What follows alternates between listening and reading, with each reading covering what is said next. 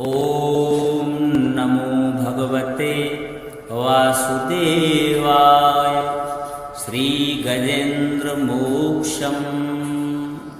श्रीशुक उवाच एवं निव्यवसितो बुद्ध्या समाधाय मनोहृदि जजाप परमं जाप्यं प्राग्जन्मन्यनुशिक्षितं।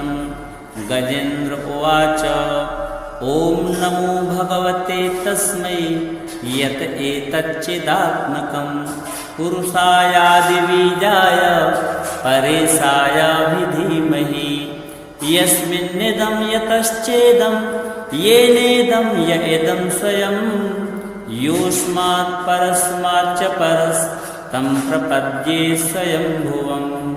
यः स्वात्मनीदं निजमाययार्पितं क्वचिद् विभातं क्वचित् तत्तिरोहितम्।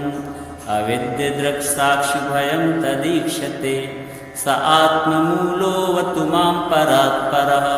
कालेन पञ्चत्वमितेषु कृत्स्नसु लोकेषु पालेषु च सर्वहेतुषु। तमस्तदासीत् गहनं गभीरं यस्तस्य पारेऽभिविराजते विभुः।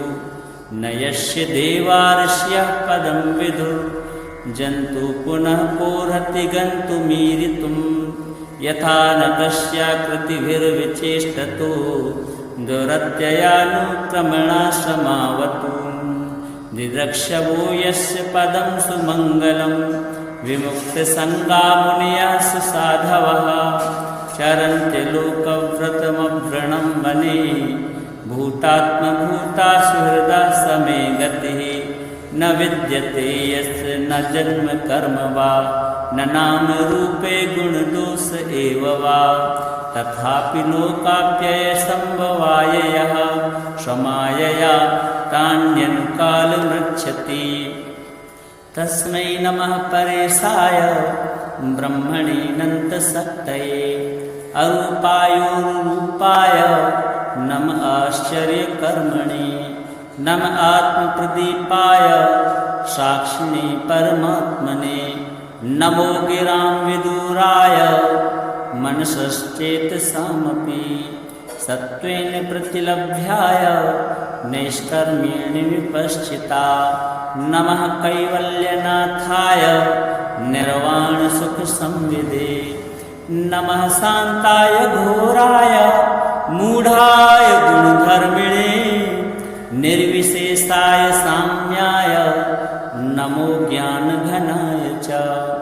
क्षेत्रज्ञाय नमस्तुभ्यं सर्वाध्यक्षाय साक्षिणे पुरुषायात्ममूलाय मूलप्रकृतये नमः। सर्वेन्द्रियगुणद्रष्टे सर्वप्रत्ययहेतवे असताच्छाय योक्ताय सदा भासाय ते नमः। नमो नमस्तेऽखिलकारणाय निष्कारणायाद्भुतकारणाय सर्वागमन् मायेयमहार्णवाय। नमोपवर्गाय परायणाय गुणार्णिच्छन्न चिदुष्मपाय तच्छोविस्फूर्जितमानसाय नैष्कर्म भावेन विवर्जितागम स्वयं प्रकाशाय नमस्करोमि। माद्रक्प्रपन्ना पशुपाश्विमोक्षणाय मुक्ताय भूरि करुणाय नमो लयाय। श्वासेन सर्वतनुब्रह्मणसि प्रतीत प्रत्यग्रसे भगवते वृहते नमस्ते। आत्मात्मजाप्तग्रहवित्तजनेषु शक्ते दुष्प्रापणाय गुणसङ्गविवर्जिताय मुक्तात्मभीष्टहृदये परिभाविताय ज्ञानात्मने भगवते नम ईश्वराय। यं धर्मकामार्थ विमुक्तिकामा भजन्ते इष्टां गतिमाप्नुवन्ति।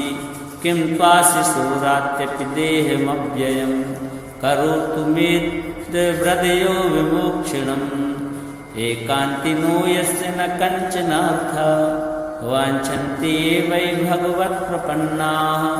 अत्यद्भुतं तच्चरितं सुमङ्गलं गायन्त आनन्दसमुद्रमग्नाः तमक्षरं ब्रह्म परं परेशम् अव्यक्तमाध्यात्मिकयोगगम्यम् अतीन्द्रियं सूक्ष्ममिवातिदूरम् अनन्तमाद्यं परिपूर्णमीढे यस्य ब्रह्मादयो देवा वेदालोकाश्चराचराः नामरूपभेदेन हलव्या च कलया कृताः यथार्चिसोऽग्ने सवितुर्गवस्तयो निर्यान्ति संयान्ति सकृत्स्वरोचिषः तथा यतोऽयं गुणसम्प्रवाहो बुद्धिर्मनः कानि शरीरसर्गाः स वै न देवासुरमर्त्य तिर्यङ्ग न स्त्री न षण्डो न पुमान् जन्तुः नायं गुणः कर्म न सन् न चासन् न सेदशेषो जयतादशेषः जिजीविषेनाहमिहामुयाख्यम् अन्तर्बहिश्चावत एभयोन्या इच्छामि कालेन न यस्य विप्लवः तस्यात्मलोकावरणस्य मोक्षम् सोऽहं विश्वसृजं विश्वं विश्वं विश्ववेदसं विश्वात्मानमजं ब्रह्म प्रणतोऽस्मि परं पदम् योगिरन्यतकर्माणि हृदि योगविभाविते योगिनो यं प्रपश्यन्ति योगे संतं नतोऽस्म्यहम् नमो नमो नमो नमस्तुभ्यं सह्यवेग शक्तित्रयायाखिलद्विगुणाय प्रपन्नपालाय दुरन्तशक्तये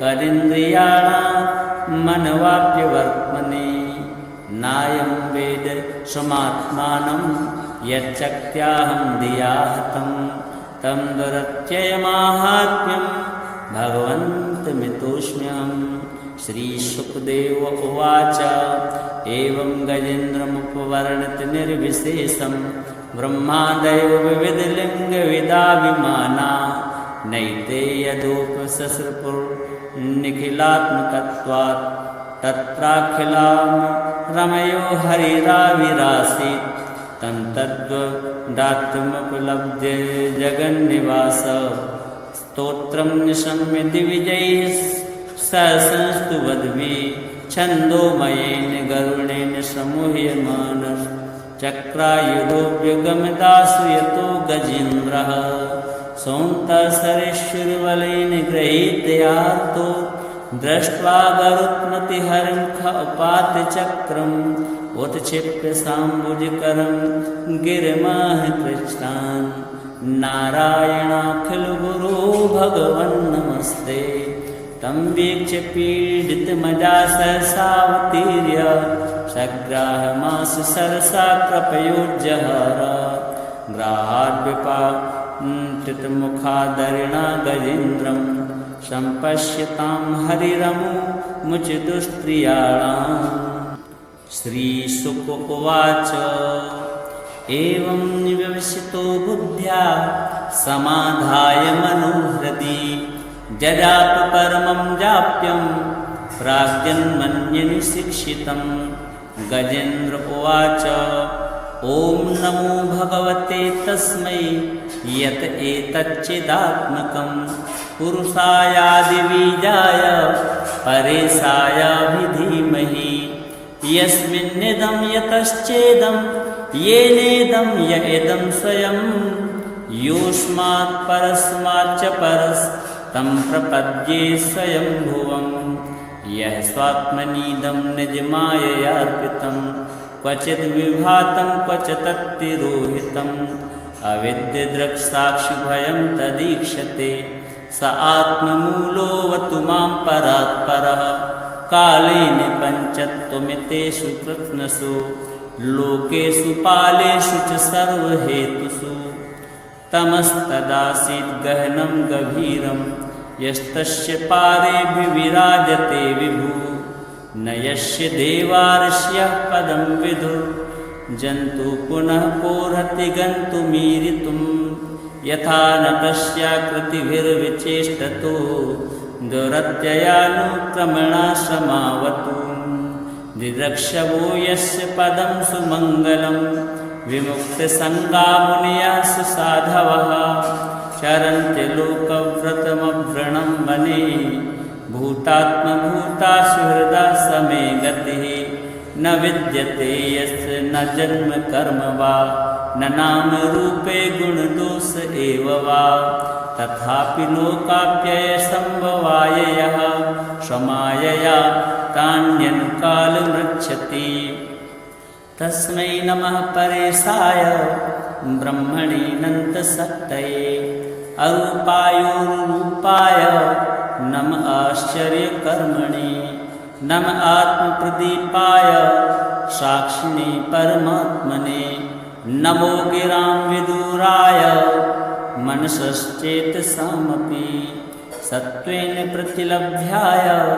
नैष्कर्म्येण विपश्चिता नमः कैवल्यनाथाय निर्वाणसुखसंविदे नमः शान्ताय घोराय मूढाय गुणधर्मिणे निर्विशेषाय साम्याय नमो ज्ञानघनाय च क्षेत्रज्ञाय नमस्तुभ्यं सर्वाध्यक्षाय साक्षिणे पुरुषायात्ममूलाय मूलप्रकृतये नमः सर्वेन्द्रियगुणद्रष्टे सर्वप्रत्ययहेतवे असताच्छाय योक्ताय सदा भासाय ते नमः नमो नमस्तेऽखिलकारणाय निष्कारणायाद्भुतकारणाय सर्वागमन् मायेयमहार्णवाय नमोपवर्गाय परायणाय गुणार्णिच्छन्न चिदुष्मपाय तच्छोविस्फूर्जितमानसाय नैष्कर्म भावेन विवर्जितागम स्वयं प्रकाशाय नमस्करोमि माद्रक्प्रपन्ना पशुपाशविमोक्षणाय मुक्ताय भूरि करुणाय नमो लयाय श्वासेन सर्वतनुब्रह्मणसि प्रतीत प्रत्यग्रसे भगवते वृहते नमस्ते आत्मात्मजाप्तग्रहवित्तजनेश शक्ते दुष्प्रापणाय गुणसङ्गविवर्जिताय मुक्तात्मभीषहृदये परिभाविताय ज्ञानात्मने भगवते नम ईश्वराय यं धर्मकामार्थ विमुक्तिकामा भजन्ते इष्टां गतिमाप्नुवन्ति किं त्वाशिशोरात्यपि देहमव्ययं करोतु मेद्व्रदयो विमोक्षणम् एकान्तिनो यस्य न कञ्चनार्थ वाञ्छन्ति ये वै भगवत्प्रपन्नाः अत्यद्भुतं तच्चरितं सुमङ्गलं गायन्त आनन्दसमुद्रमग्नाः तमक्षरं ब्रह्म परं परेशम् अव्यक्तमाध्यात्मिकयोगगम्यम् अतीन्द्रियं सूक्ष्ममिवातिदूरम् अनन्तमाद्यं परिपूर्णमीढे यस्य ब्रह्मादयो देवा वेदा लोकाश्चराचराः नामरूपभेदेन हलव्या च कलया कृताः यथार्चिसोऽग्ने सवितुर्गवस्तयो निर्यान्ति संयान्ति सकृत्स्वरोचिषः तथा यतोऽयं गुणसम्प्रवाहो बुद्धिर्मनः कानि शरीरसर्गाः स वै न देवासुरमर्त्य तिर्यङ्ग न स्त्री न षण्डो न पुमान् जन्तुः नायं गुणः कर्म न सन् न चासन् निषेधशेषो जयतादशेषः जिजीविषेनाहमिहामुयाक्यम् अन्तर्बहिश्चावतयेभ योन्या इच्छामि कालेन न यस्य विप्लवः तस्यात्मलोकावरणस्य मोक्षम् सोऽहं विश्वसृजं विश्वं विश्वं विश्ववेदसं विश्वात्मानमजं ब्रह्म प्रणतोऽस्मि परं पदम् योगरन्यतकर्माणि हृदि योगविभाविते योगिनो यं प्रपश्यन्ति योगेशं तं नतोऽस्म्यहम्। नमो नमो नमो नमस्तुभ्यं सह्यवेग शक्तित्रयायाखिलद्विगुणाय प्रपन्नपालाय दुरन्तशक्तये करीन्द्रियाणां मनवाप्यवर्त्मने। नायं वेद स्वमात्मानं यच्चक्त्याहं धिया हतं तं दुरत्ययमाहात्म्यं भगवन्तमितोऽस्म्यहम्। श्रीशुकदेव उवाच एवं गजेन्द्रमुपवर्णित निर्विशेषं ब्रह्मादयो विविधलिङ्गविदाभिमाना नैते यदोपससृपुर्निखिलात्मकत्वात् तत्राखिलां रमयो हरिराविरासीत् तं तद्वदात्मुपलभ्य जगन्निवास स्तोत्रं निशम्य दिविजैः संस्तुवद्भिः छन्दोमयेन गरुणेन समूह्यमानः चक्रायुधोऽभ्यगमदासु यतो गजेन्द्रः सौन्तसरेश्वरबलेन गृहीतयार्तो दृष्ट्वा गरुत्मतिहरं खपाति चक्रम् उत्क्षिप्य साम्बुजकरं गिरिमः कृच्छ्रान् नारायणाखिलगुरो भगवन् नमस्ते। तं वीक्ष्य पीडितमजा सहसावतीर्य सग्राहमासु सरसा कृपयोज्जहार ग्राहाद्विपाटितमुखादरिणा गजेन्द्रं सम्पश्यतां हरिरमुमुचितुस्त्रियाणाम्। श्रीशुक उवाच एवं विवसितो बुद्ध्या समाधाय मनोहृदि जजाप परमं जाप्यं प्राग्जन्मन्यनुशिक्षितं।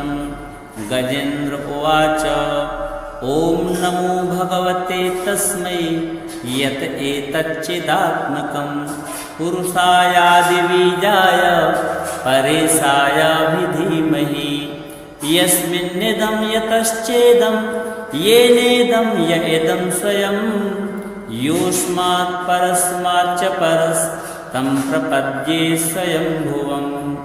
यः स्वात्मनीदं निजमाययार्पितं क्वचिद् विभातं क्वच तत्तिरोहितम् अविद्यदृक्साक्षिभयं तदीक्षते स आत्ममूलोऽवतु मां परात्परः।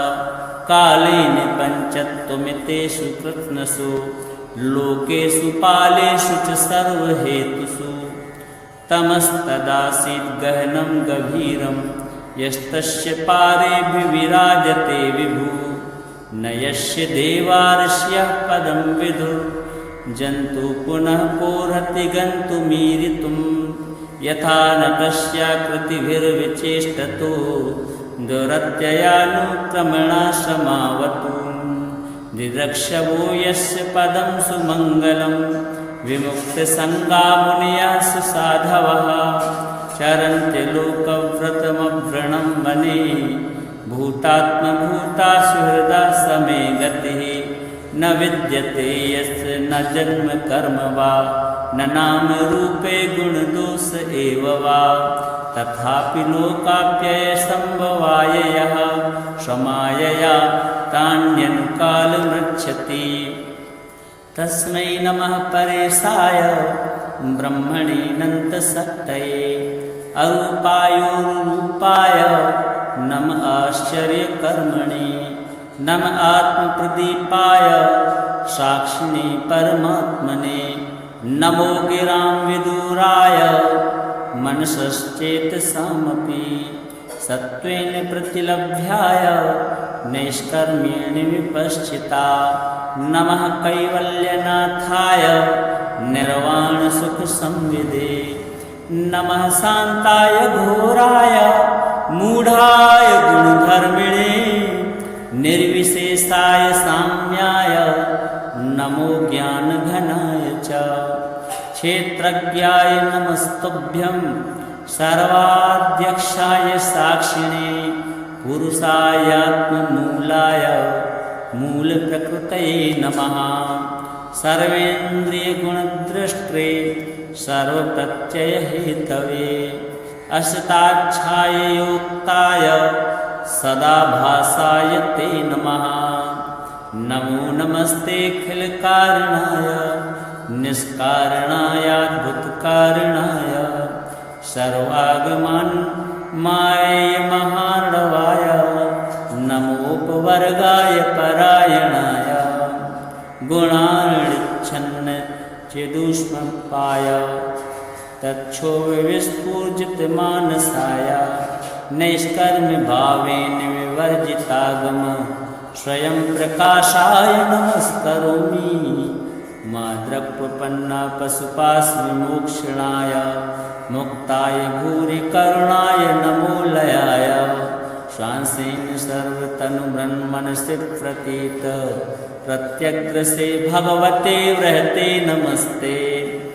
आत्मात्मजाप्तग्रहवित्तजनेश शक्ते दुष्प्रापणाय गुणसङ्गविवर्जिताय मुक्तात्मभीषहृदये परिभाविताय ज्ञानात्मने भगवते नम ईश्वराय। यं धर्मकामार्थ विमुक्तिकामा भजन्ते इष्टां गतिमाप्नुवन्ति किं त्वाशिशोरात्यपि देहमव्ययं करोतु मे हृदयो विमोक्षणम्। एकान्तिनो यस्य न कञ्चनार्थः वाञ्छन्ति वै भगवत्प्रपन्नाः अत्यद्भुतं तच्चरितं सुमङ्गलं गायन्त आनन्दसमुद्रमग्नाः तमक्षरं ब्रह्म परं परेशम् अव्यक्तमाध्यात्मिकयोगगम्यम् अतीन्द्रियं सूक्ष्ममिवातिदूरम् अनन्तमाद्यं परिपूर्णमीढे यस्य ब्रह्मादयो देवा वेदालोकाश्चराचराः नामरूपभेदेन हलव्या च कलया कृताः। यथार्चिसोऽग्ने सवितुर्गवस्तयो निर्यान्ति संयान्ति सकृत्स्वरोचिषः तथा यतोऽयं गुणसम्प्रवाहो बुद्धिर्मनः कानि शरीरसर्गाः स वै न देवासुरमर्त्य तिर्यङ्ग न स्त्री न षण्डो न पुमान् जन्तुः नायं गुणः कर्म न सन् न चासन् निषेधशेषो जयतादशेषः जिजीविषेनाहमिहामुयाक्यम् अन्तर्बहिश्चावत एवयोन्या इच्छामि कालेन न यस्य विप्लवः तस्यात्मलोकावरणस्य मोक्षम्। सोऽहं विश्वसृजं विश्वं विश्वं विश्ववेदसं विश्वात्मानमजं ब्रह्म प्रणतोऽस्मि परं पदम्। योगिरन्यतकर्माणि हृदि योगविभाविते योगिनो यं प्रपश्यन्ति योगेशं तं नतोऽस्म्यहम्। नमो नमो नमो नमस्तुभ्यं सह्यवेग शक्तित्रयायाखिलद्विगुणाय प्रपन्नपालाय दुरन्तशक्तये कदिन्द्रियाणां मनवाप्यवर्त्मने। नायं वेद स्वमात्मानं यच्चक्त्याहं धिया हतं तं दुरत्ययमाहात्म्यं भगवन्तमितोऽस्म्यहम्। श्रीशुकदेव उवाच एवं गजेन्द्रमुपवर्णित निर्विशेषं ब्रह्मादयो विविधलिङ्गविदाभिमाना नैते यदुपसस्रपुर्निखिलात्मकत्वात् तत्राखिलां रमयो हरिराविरासीत् तं तद्वदात्मुपलभ्य जगन्निवास। स्तोत्रं निशम्य दिविजैः संस्तुवद्भिः छन्दोमयेन गरुणेन समूह्यमानः चक्रायुधोऽव्यगमदासु यतो गजेन्द्रः सौन्तसरेश्वरबलेन गृहीतयार्तो दृष्ट्वा गरुत्मतिहरं खपातचक्रम् उत्क्षिप्य साम्बुजकरं गिरिमः कृच्छ्रान् नारायणाखिलगुरो भगवन् नमस्ते। तं वीक्ष्य पीडितमजा सहसावतीर्य सग्राहमास सरसा कृपयोज्जहार ग्राहाद्विपाटितमुखादरिणा गजेन्द्रं सम्पश्यतां हरिरमुमुचितुस्त्रियाणाम्। श्रीशुक उवाच एवं विवसितो बुद्ध्या समाधाय मनोहृदि जजाप परमं जाप्यं प्राग्जन्मन्यनुशिक्षितं। गजेन्द्र उवाच ॐ नमो भगवते तस्मै यत एतच्चिदात्मकं पुरुषायादिबीजाय परेशायाभिधीमहि यस्मिन्निदं यतश्चेदं येनेदं य इदं स्वयं योऽस्मात् परस्माच्च परस्तं प्रपद्ये स्वयंभुवम्। यः स्वात्मनीदं निजमाययार्पितं क्वचिद् विभातं क्वच तत्तिरोहितम् अविद्यदृक्साक्षिभयं तदीक्षते स आत्ममूलोऽवतु मां परात्परः। कालेन पञ्चत्वमितेषु कृत्स्नसु लोकेषु पालेषु च सर्वहेतुषु तमस्तदासीत् गहनं गभीरं यस्तस्य पारे विराजते विभु न यस्य देवार्ष्यः पदं विदुः जन्तु पुनः कोर्हति गन्तुमीरितुं यथा नटस्याकृतिभिर्विचेष्टतो दुरत्ययानुक्रमणा समावतु। दिदृक्षवो यस्य पदं सुमङ्गलं विमुक्तसङ्गा मुनयः सुसाधवः चरन्ति लोकव्रतमभृणं वने भूतात्मभूता सुहृदा समे गतिः न विद्यते यस्य न जन्म कर्म वा न नाम रूपे गुणदोष एव वा तथापि लोकाप्ययसम्भवाय यः स्वमायया तान्यनुकालमृच्छति तस्मै नमः परेशाय ब्रह्मणेऽनन्तशक्तये अरूपायोरुपाय नम आश्चर्यकर्मणे नम आत्मप्रदीपाय साक्षिणे परमात्मने नमो गिरां विदुराय मनसश्चेतसामपि सत्त्वेन प्रतिलभ्याय नैष्कर्म्येण विपश्चिता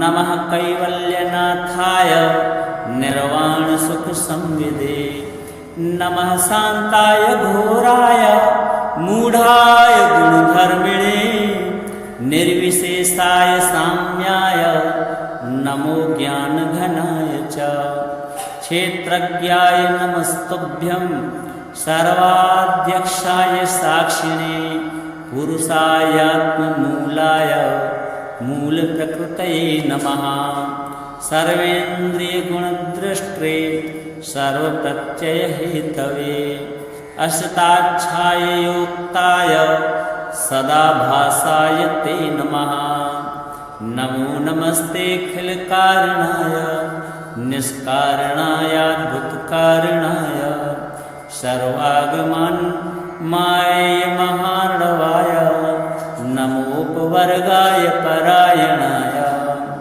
गुणार्णिच्छन्न चिदुष्मपाय तच्छोविस्फूर्जितमानसाय नैष्कर्म भावेन विवर्जितागम स्वयं प्रकाशाय नमस्करोमि माद्रक्पन्ना पशुपाशविमोक्षणाय मुक्ताय भूरि करुणाय नमो लयाय श्वासेन सर्वतनुब्रह्मणसि प्रतीत प्रत्यग्रसे भगवते वृहते नमस्ते आत्मात्मजाप्तग्रहवित्तजनेषु शक्ते दुष्प्रापणाय गुणसङ्गविवर्जिताय मुक्तात्मभीषहृदये परिभाविताय ज्ञानात्मने भगवते नम ईश्वराय यं धर्मकामार्थ विमुक्तिकामा भजन्ते इष्टां गतिमाप्नुवन्ति किं त्वाशिशोरात्यपि देहमव्ययं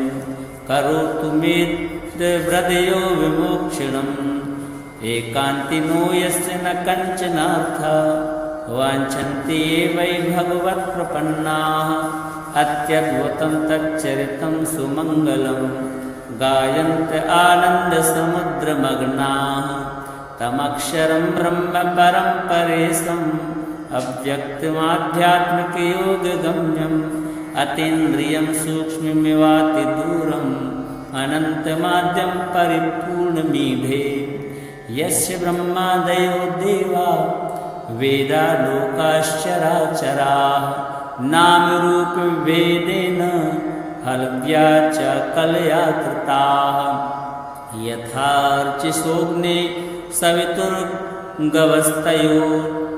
निर्यान्ति संयान्ति सकृत्स्वरोचिषः तथा यतोऽयं गुणसम्प्रवाहो बुद्धिर्मनः कानि शरीरसर्गाः स वै न देवासुरमर्त्य तिर्यङ्ग न स्त्री न षण्डो न पुमान् जन्तुः नायं गुणः कर्म न सन् न चासन् निषेधशेषो जयतादशेषः जिजीविषेनाहमिहामुयाक्यम् अन्तर्बहिश्चावतयेभ योन्या इच्छामि कालेन न यस्य विप्लवः तस्यात्मलोकावरणस्य मोक्षम् सोऽहं विश्वसृजं विश्वं विश्वं विश्ववेदसं विश्वात्मानमजं ब्रह्म प्रणतोऽस्मि परं पदम् योगिरन्यतकर्माणि हृदि योगविभाविते योगिनो यं प्रपश्यन्ति योगे संतं नतोऽस्म्यहम् नमो नमो नमो नमस्तुभ्यं सह्यवेग शक्तित्रयायाखिलद्विगुणाय प्रपन्नपालाय दुरन्तशक्तये कदिन्द्रियाणां मनवाप्यवर्त्मने नायं वेद स्वमात्मानं यच्चक्त्याहं धिया हतं तं दुरत्ययमाहात्म्यं भगवन्तमितोऽस्म्यहम् श्रीशुकदेव उवाच एवं गजेन्द्रमुपवर्णितनिर्विशेषं ब्रह्मादयो विविधलिङ्गविदाभिमाना नैते यदोपससृपुर्निखिलात्मकत्वात् तत्राखिलां रमयो हरिराविरासीत् तं तद्वदात्मुपलभ्य जगन्निवास स्तोत्रं निशम्य दिविजैः संस्तुवद्भि छन्दोमयेन गरुणेन समूह्यमानः चक्रायुधोऽव्यगमदासु यतो गजेन्द्रः सौन्तसरेश्वरबलेन गृहीतयार्तो दृष्ट्वा गरुत्मतिहरं उपातचक्रम् उत्क्षिप्य साम्बुजकरं गिरिमः कृच्छ्रान् नारायणाखिलगुरो भगवन् नमस्ते तं वीक्ष्य पीडितमजा सहसावतीर्य सग्राहमास सरसा कृपयोज्जहार ग्राहाद्विपाटितमुखादरिणा गजेन्द्रं सम्पश्यतां हरिरमुचितुस्त्रियाणाम्